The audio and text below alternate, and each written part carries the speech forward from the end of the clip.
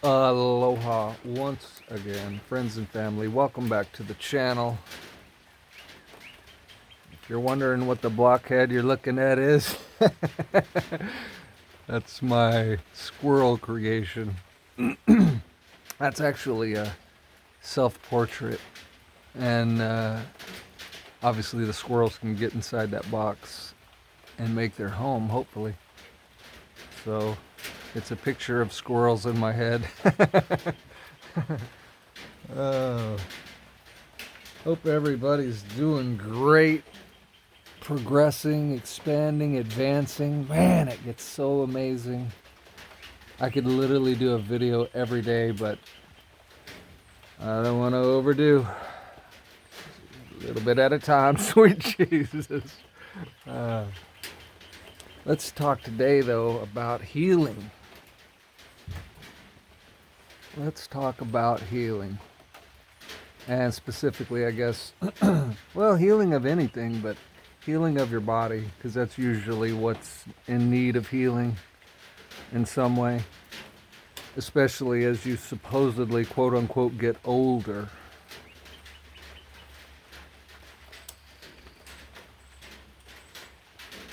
Once your spirit is fully integrated with your avatar, your flesh, your body,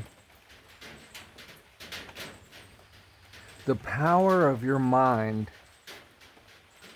becomes limitless.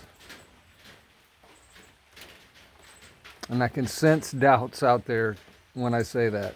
And see, those doubts are the very thing that prevent it from being a fact in your life. Once your spirit is fully integrated with your avatar, your thoughts become very powerful. They're very powerful anyway. That's the thing that we don't quite get yet. Your mind is always creating. Anytime you're thinking, you're creating. You could picture it any way you want to. You're building a house. You're painting a painting. In metaphor, I'm saying. You're not actually doing that, maybe, but anytime you're thinking, something's being built, be it a painting, a house, or whatever. It's what it specifically is your experience, your life, what manifests in your experience. So, as we retrain these avatars' brains, mentalities, intellects to operate and believe and know according to law. And I'm not talking about the laws of the physical world, because those are limitations. Those are limitations. There's no limitations on a mind that is fully integrated with its spirit. So let's talk about healing then. I was putting in lag bolts for this lean-to that you can hear the water dripping on. And when I got down towards the end, it's really hard because I'm putting them in with a ratchet and a socket. And so down towards the end, it gets easier for the socket to slip off, the lag bolt. And it did, and it slipped off. And I smacked my hand really hard into the 2x6 next to it. And, you know, I did what everybody would do. I grabbed my hand and I said, ah! And that's the very moment right there where you have to catch yourself. And I did. I caught myself. And I immediately started saying, this is not going to hurt. I have the power to decide my experience, what I co-create. This isn't going to hurt. This isn't going to hurt. And in less than a minute, there was no pain in my hand No lingering effects. No, because see, the thoughts you have, or I would have, or it'd be normal to have, you'd be thinking, damn, this really hurt. I wonder how long it's going to hurt. I wonder how many days I'm going to be able to feel this pain or residual. You know what I mean? You like expect there to be days. Well, what if you came to not expect there to be days? What if you came to know that you can heal it instantly if you have the faith to move that mountain? So it worked. It worked. Within 1 minute, I had no pain and I've felt nothing in this hand since. All right, so I wasn't done being tested, or I wasn't done testing that theory. So the next thing was I was putting up the hang and swing that you can see to your far left on your screen there. I was hanging up that swing because I've got it hanging over here under the oak tree, but I wanted to make a secondary place to hang it on that bent tree so that it's real bouncy. And anyway, so I used a strap because I basically had to make my own hook so that I could put the hook hanging from the tree, and then I can just take the swing off and take it to the other place, and there's a hook there, so you just hook it on, and it's real easy to move it. Excuse me. So I got it all done, went to test it and sit in it, and the dang strap broke, and I smacked the ground, and I immediately felt it, of course. And the pole the pole came on down behind me, hitting the ground, and smacked me on my left eyelid. It didn't give me a black eye or nothing like that, but it just smacked me. And the ground, I smacked the ground. And so I got whiplashed. And so my neck, I did the same thing. I said, I'm not gonna, but I didn't really go into that mode like I did when I hit my hand. I didn't go as heavily into it. And maybe I should have. But in any event, throughout the course of the day, I'm really starting to feel it in my neck, on my left side, and the left side of my butt, because that's where I whacked, is my shoulder, my neck, shoulder area, my back, butt. So by the time night came, I said, that's when I went in deep. That's when I went in deeper. And I started really getting a handle on the thoughts, because I know that these thoughts are going to create. So I said, this is going to heal overnight while I sleep.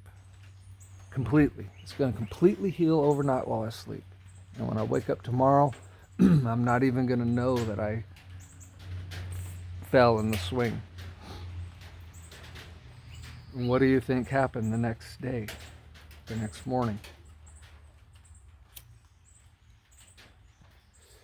Yep, nothing. Totally healed. Totally healed. So I make this video only to remind us that your thoughts, your beliefs create your reality. And we've got so many just pre-programmed beliefs and thoughts about the way everything works. And see, it's tricky, because facts in the material world, and or let us say facts and laws in the material world are in the shadow world. There is a world that supersedes the shadow world. What world is that? That's the spiritual world. That's where the most percentage of who you truly are is you and your spirit, and your spirit lives in the spiritual or spirit world, of which this physical earth is a shadow of, a representation of. So you can't get so stuck in and believing the physical laws like gravity or any of those kind of laws. They're all laws, yes, to the physical, but your spiritual supersedes that. And your thoughts supersede all that coming into manifestation. So again, if we integrate fully our spirits into these bodies, into these avatars, into these mentalities, into these intellects, into these minds,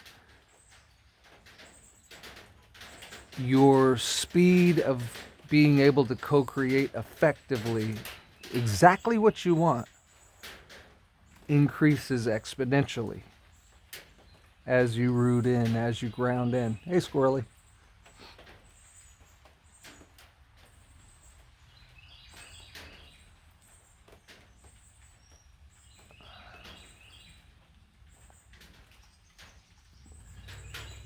So that's it. That's it. That's today's meditation. That's today's realization. Realize and try it next time you get hurt. Next time you hurt yourself. Instead of doing whatever you used to do, immediately tell yourself what your outcome's going to be and see if it does not work for you. Now, this is not for neophytes. This is not for people that stumbled upon. It might work for you in that scenario, but it probably won't. It's going to work for those who have done the work of integrating their spirit into their avatar, which is a lengthy process and requires concentration. And see, that's the thing that this society in this present world seems to really lack.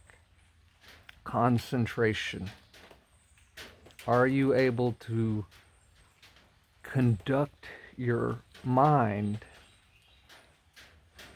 in such a way that you can instantly move into concentration and out and away from distraction? And what is the distraction always having to do with? This external world and all the goings-ons. And those distractions and goings-ons are your creation.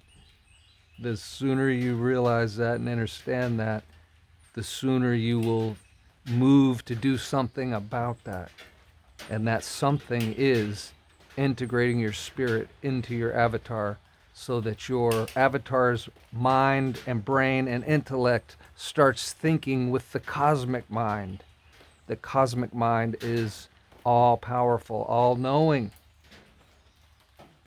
So you tap into that. You don't become the all-knowing right then and there.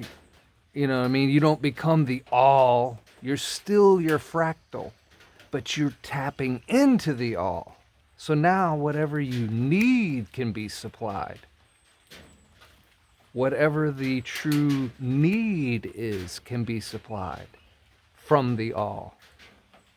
Through your cosmic thought, down through your avatar's brain, and into the physical world of manifestation. It's amazing. It's an amazing gift, ability, power that's hidden in plain sight. And one you will only see when you're ready to see, or better said, when you're able to see. What makes me able to see or not see? Those are the things in your personal life that you have to deal with, grapple with, or just simply let go of.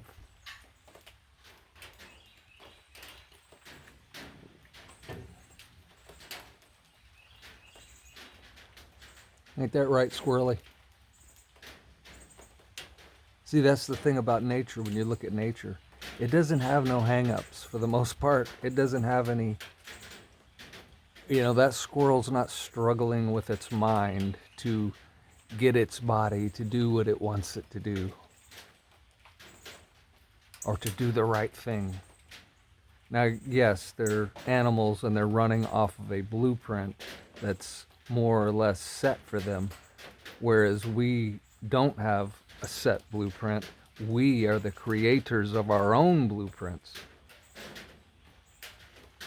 When we acquire this power, we will do it effectively. So we're doing it anyway. People are using the power anyway, but they're usually using the power against themselves, because any negative thought is creating something in your reality.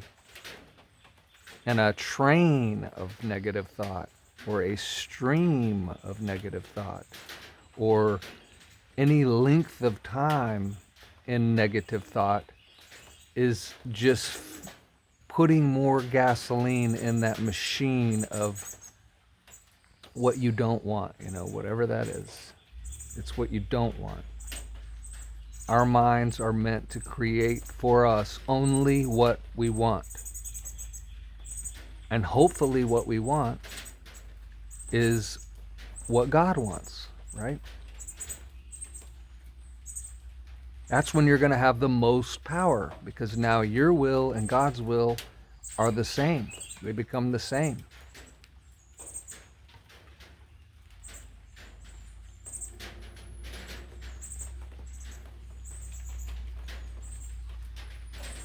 So we leave you with that.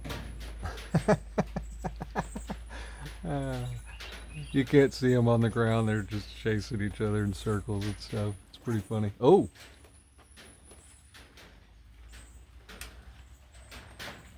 We leave you with that on this wet, beautiful, gorgeous day.